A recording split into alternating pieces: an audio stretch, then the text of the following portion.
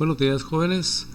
Retomando las clases de propedéutica, el día de ayer nos quedamos hablando sobre los agentes morbosos y decíamos que estos agentes morbosos de alguna manera contribuyen para la presentación y el desarrollo de la enfermedad y que esto lo basan en su patogenia, es decir, su mecanismo de acción a través del cual participan en el proceso de la enfermedad, y que en base a su misma patogenia se dividen en eficientes, predisponentes, determinantes y adyuvantes. El día de ayer estuvimos analizando los eficientes y decíamos que también se les llama virulentos y que son aquellos que por sí solos son capaces de producir la enfermedad, pero generalmente requieren ayuda. Veremos que generalmente requieren ayuda de un agente predisponente o de un agente adyuvante, que veremos que también se les llama determinantes. Lo veremos un poquito más adelante. Y veíamos que los agentes eficientes pueden actuar por presencia, como el caso de los microorganismos, o pueden actuar por ausencia. Y pusimos la ausencia, el caso de las vitaminas, ¿sí? Que comentábamos ayer. Las vitaminas no son nutrientes porque no aportan energía, pero son micronutrientes porque son indispensables para el organismo, ¿no? Son indispensables para que el organismo funcione adecuadamente. Entonces, si no tenemos nutrientes como son carbohidratos, como son grasas, como son proteínas, o micronutrientes como son las vitaminas, pues entonces nuestro organismo no funciona adecuadamente, y en ese caso estos nutrientes o micronutrientes actuarían como agentes eficientes pero por ausencia. Y a este tipo de enfermedades en donde el agente eficiente actúa por ausencia les llamamos enfermedades carenciales.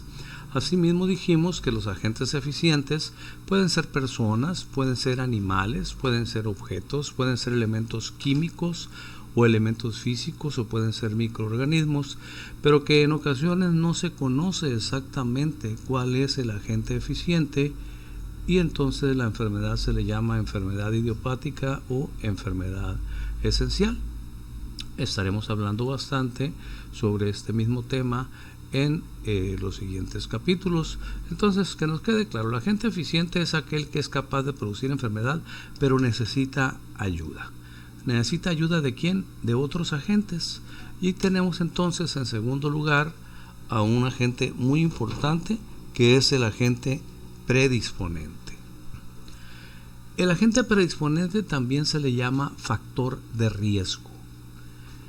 Y si nos vamos al concepto del agente predisponente, es aquel que de manera permanente mantiene al huésped en condiciones de ser atacado por un agente eficiente. Es decir, el agente predisponente forma parte de la vida del huésped. Y desglosaremos un poquito esto en esta misma lámina, cómo forma parte de la vida del huésped. Pueden ser modificables o no modificables, ¿sí? Es decir, puede ser que ese agente predisponente o factor de riesgo se pueda eliminar o no, pero mientras esté ahí, mientras forme parte de la vida del paciente, lo mantendrá vulnerable para que un agente eficiente venga y le provoque la enfermedad. Aquí tenemos algunos ejemplos. Nos dice, continuando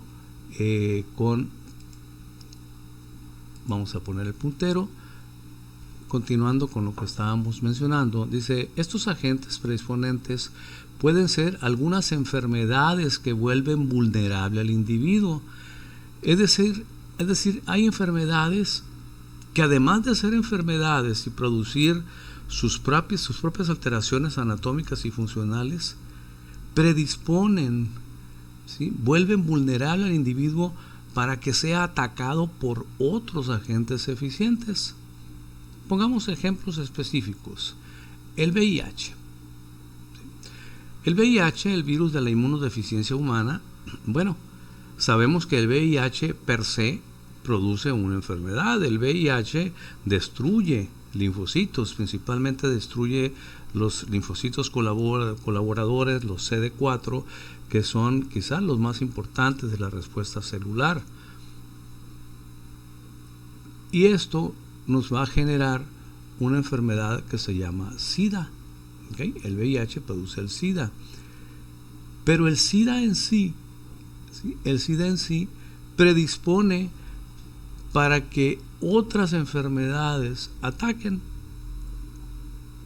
Es decir, el VIH, cuando ya destruye una cantidad exagerada de linfocitos, que son de las primeras barreras de defensa de nuestro organismo, principalmente los de la inmunidad celular, nos vuelve vulnerables para que otros agentes infecciosos nos ataquen. Por eso los pacientes con VIH que desarrollan SIDA mueren por diarreas, mueren por neumonías o mueren por cánceres. ¿Por qué? Porque los linfocitos, principalmente los linfocitos T, actúan destruyendo células cancerosas, actúan destruyendo células infectadas por virus o células infectadas por hongos. Entonces, el VIH, además de producirnos una enfermedad, actúa como agente predisponente para que actúen otros microorganismos u otros elementos eficientes para producirnos otras enfermedades. Otro ejemplo más palpable es el VPH, el virus del papiloma humano. Sabemos que el virus del papiloma humano predispone, pero de una manera muy importante, a las mujeres a desarrollar cáncer cervicuterino. De hecho, en estudios que se han hecho en mujeres que desarrollan cáncer cervicuterino, se ha visto que en más del 90% de ellas está presente el virus del papiloma humano. ¿Esto quiere decir que el virus del papiloma humano produzca cáncer cervicuterino? No necesariamente, pero sí se sabe que mientras tengan el VPH serán más susceptibles de que algo, lo cual es el agente eficiente, produzca el cáncer cervicuterino. La diabetes, ¿es cierto o no es cierto? Y esto no se necesita ser médico, vaya, ni estudiante de medicina para saberlo. ¿Es cierto o no es cierto que la diabetes, específicamente la diabetes mellitus, predispone al individuo a qué cosas? Lo predispone a cetoacidosis desde el punto de vista metabólico, lo predispone a ceguera, lo predispone a neuropatías, lo predispone a hemorragias cerebrales, lo predispone a infartos agudos del miocardio, lo predispone a insuficiencia renal, lo predispone a angiopatías que eventualmente lo pueden llevar a amputaciones. ¿Me explico? Sin embargo, la diabetes pues es una enfermedad per se, una enfermedad que sabemos es causada por la glucosa. ¿Sí?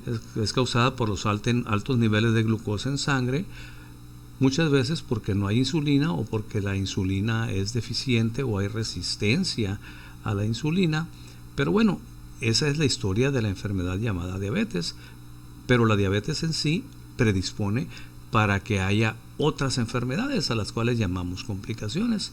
Entonces el hecho de ser diabético predispone, es decir, es un factor de riesgo para que puedan presentarse las alteraciones, las enfermedades que acabo de mencionar. La desnutrición. Todo paciente desnutrido está inmunodeprimido. Y mientras esté desnutrido, estará inmunodeprimido. Y un paciente inmunodeprimido es presa muy fácil de cualquier microorganismo.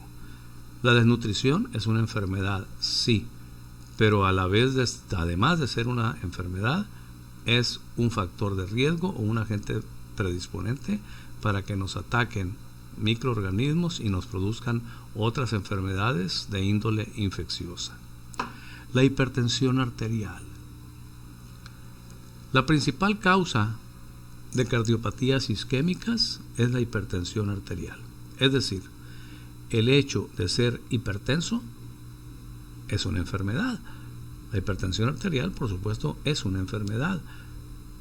Pero el hecho de ser hipertenso nos predispone, nos vuelve vulnerables, nos da mayores posibilidades de tener infartos agudos del miocardio, de tener retinopatía hipertensiva, de tener eventos vasculares cerebrales. Dicho de otra manera, estas tres entidades nosológicas, estas tres patologías que acabo de mencionar. Por otro lado, la obesidad. ¿Sí? La obesidad, sabemos que es la madre de todas las enfermedades. ¿Sí? ¿O no es cierto que una persona obesa está predispuesta a desarrollar hipertensión arterial? Una persona obesa está predispuesta a desarrollar diabetes, está predispuesta a desarrollar tumores, está predispuesta a desarrollar eventos vasculares cerebrales. Por supuesto que sí.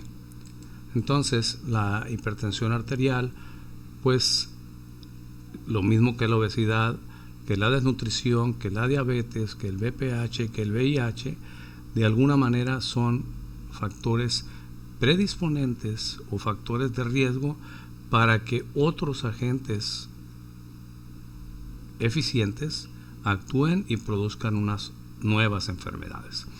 Eso en el caso, ¿sí? Eso en el caso de factores de riesgo representados por enfermedades. Pero también tenemos factores de riesgo o agentes predisponentes que pueden ser situaciones inherentes al huésped que forman parte de la vida del huésped. Ya no enfermedades, sino ejemplos como oficios, hábitos nocivos, la promiscuidad, la pobreza, la mala higiene, la mala alimentación, las características personales de una persona, que ahorita vamos a hablar de ellas, pero yéndonos en orden. Hay situaciones inherentes al huésped que son agentes predisponentes o factores de riesgo, como son el oficio, es decir, su trabajo. ¿Es cierto o no es cierto que los mineros tienen más predisposición a presentar enfermedades pulmonares que otras personas? ¿Es cierto o no es cierto que las personas que trabajan en la construcción tienen muchas más posibilidades de sufrir accidentes como caídas, como fracturas, que otras personas que trabajan en otro oficio, en otra profesión? Actualmente, ¿es cierto o no es cierto que el personal de salud tiene mayor predisposición o mayor vulnerabilidad para contagiarse, en este caso del COVID o de cualquier otra enfermedad infecciosa, que la gente que no está en contacto con enfermos contagiosos? Por supuesto que sí. Entonces el oficio, el trabajo, puede ser desde luego un agente predisponente. Así pudiéramos decir que un trabajo o un oficio muy estresante pues puede ser un factor predisponente para que una persona se infarte. El estrés mata. Espero estarme explicando. Los trabajos podrían en un momento dado, ¿sí? Los oficios, trabajos, profesiones también pueden ser factores de riesgo. Los hábitos nocivos. Si hablamos de hábitos nocivos, estaríamos hablando del tabaquismo, del alcoholismo, de las adicciones. Por supuesto que los hábitos nocivos son agentes predisponentes o factores de riesgo para que se desarrollen otras enfermedades. La promiscuidad, sobre todo la promiscuidad sexual. ¿No es cierto que el ser promiscuo sexualmente te predispone, te vuelve más vulnerable, te da mayores posibilidades de adquirir enfermedades de transmisión sexual que aquellas personas que tienen una sola pareja? Por supuesto que sí. La pobreza. La pobreza lleva a la mala higiene, y la mala higiene pues desde luego que es un factor de riesgo o un agente predisponente para que te contamines, para que ingieras huevecillos de parásitos, para que ingieras bacterias, para que ingieras microorganismos en general. Ahora, claro que hay sus honrosas excepciones en donde la pobreza no va de la mano de la mala higiene, pero bueno, son excepciones a la regla. La mala alimentación, ya lo dijimos, una persona mal alimentada, una persona desnutrida, estará inmunodeprimida y mientras esté inmunodeprimida, pues tendrá predisposición a ser atacada por microorganismos con mayor facilidad. Ahora bien, tenemos otras características personales que no son modificables. Hasta ahorita, por ejemplo, los oficios, los hábitos nocivos, la promiscuidad, la pobreza, la mala higiene, la mala alimentación, hasta cierto punto prácticamente todos ellos pueden ser modificables. Inclusive las enfermedades que mencionamos al principio pueden ser modificables o pueden ser controlables al menos. Pero hay algunos agentes predisponentes o factores de riesgo que no son modificables, que son algunas características personales, como por ejemplo la edad.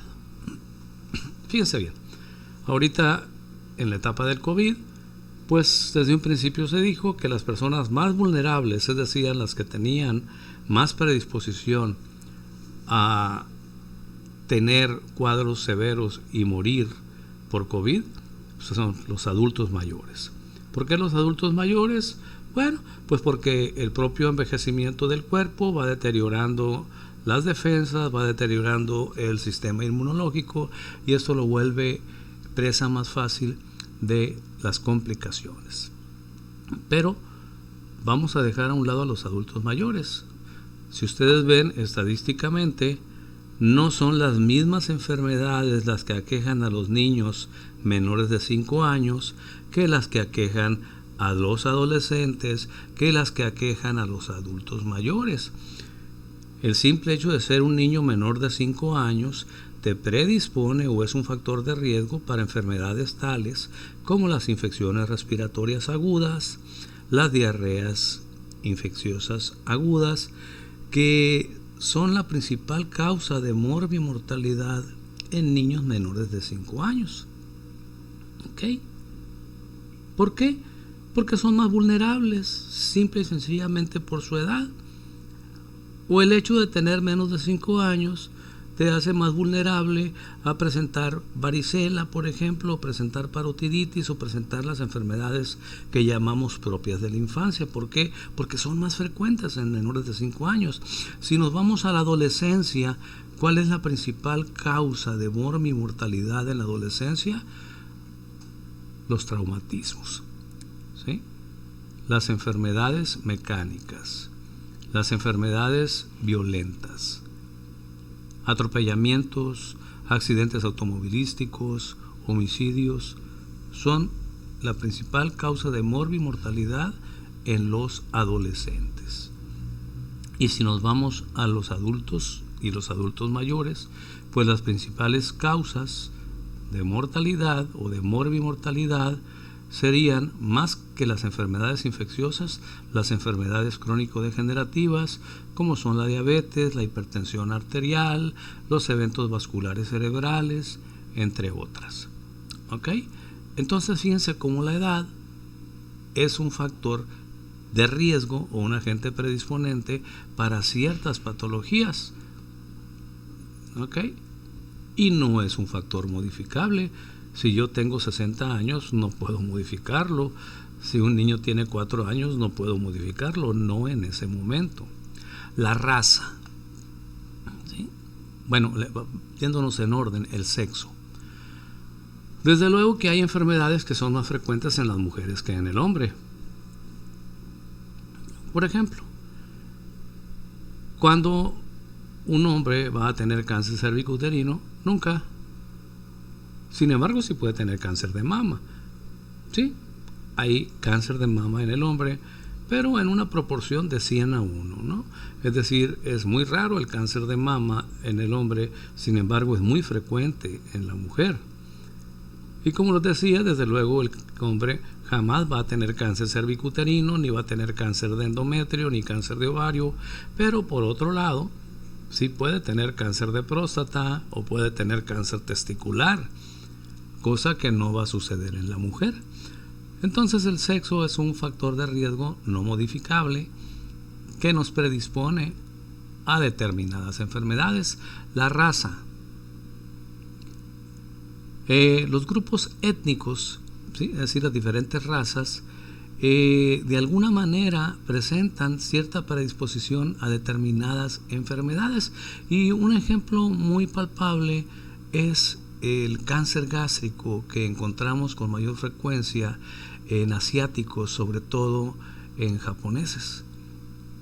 ¿Sí? Es decir, el simple hecho de ser japonés hace que haya una mayor incidencia o que tengas más predisposición, sobre todo si vives en Japón, sí, porque hay japoneses que viven en otros países, mayor predisposición a padecer de cáncer gástrico.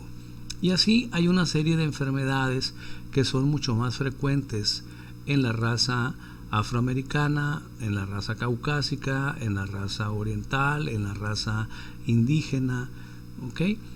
La raza per se, pues, es un factor de riesgo o un agente predisponente para ciertas enfermedades. Y desde luego no podemos dejar por fuera los antecedentes familiares, que simplificaríamos en una palabra: la genética. El hecho de tener familiares con antecedentes, sobre todo de enfermedades crónico-degenerativas, como son la diabetes, como es la obesidad, como es la hipertensión arterial, como es la artritis reumatoide, por poner algunos ejemplos, nos predispone genéticamente a padecer nosotros esas enfermedades. Entonces, fíjense cómo los agentes morbosos predisponentes pueden ser enfermedades, pueden ser situaciones modificables o no modificables del individuo, pero tienen una particularidad: vuelven vulnerable al individuo para que presente otras enfermedades, para que lo ataquen otros agentes eficientes, mientras que este agente predisponente sea parte de la vida de este individuo. Es decir, los agentes no modificables, pues esos no hay nada que hacer. Pero vamos a suponer un fumador. Bueno, sabemos que los fumadores tienen predisposición, son mucho más vulnerables, son mucho más propensos a desarrollar enfisema pulmonar o cáncer pulmonar. Y mientras sean fumadores estarán predispuestos, tendrán el riesgo de desarrollar estas enfermedades. Pero si dejan de fumar, entonces ya la posibilidad se vuelve menor. Es decir, hay factores predisponentes, como lo mencioné previamente, que son modificables. Una persona desnutrida, si empieza a alimentarse bien o la empezamos a alimentar bien, pues le vamos a quitar ese factor de riesgo. El diabético, el hipertenso, el paciente portador de VIH, si lo controlamos médicamente, pues disminuimos ese factor de riesgo que representa. Quizá no lo abatamos por completo, no lo desaparezcamos, pero sí lo disminuimos el factor de riesgo. Entonces, pues, estos factores de riesgo predisponentes, quiero que quede bien claro cuáles son sus características. Número 1, vuelven más vulnerable al individuo a ser atacado por los agentes morbosos eficientes, mientras estos agentes predisponentes formen parte de la vida del huésped. Es decir, mientras estén presentes en el huésped, lo mantendrán permanentemente expuesto, en riesgo de presentar otras enfermedades causadas por otros agentes eficientes. Y el otro punto es que pueden ser modificables o no modificables. Pero quizá el punto principal es que mantienen al huésped predispuesto, vulnerable, en riesgo de manera permanente, mientras estos factores, estos agentes morbosos, existan y este individuo puede ser atacado por otro agente eficiente con mayor facilidad. Espero haberme explicado en este sentido. Bien, con esto damos por terminado este tercer video, que básicamente lo llamaremos agentes morbosos, pues porque pues estuvo dedicado principalmente a hablar de agentes morbosos, básicamente de lo que es los agentes eficientes y los predisponentes. Continuamos en el siguiente video con los demás agentes morbosos y los temas siguientes.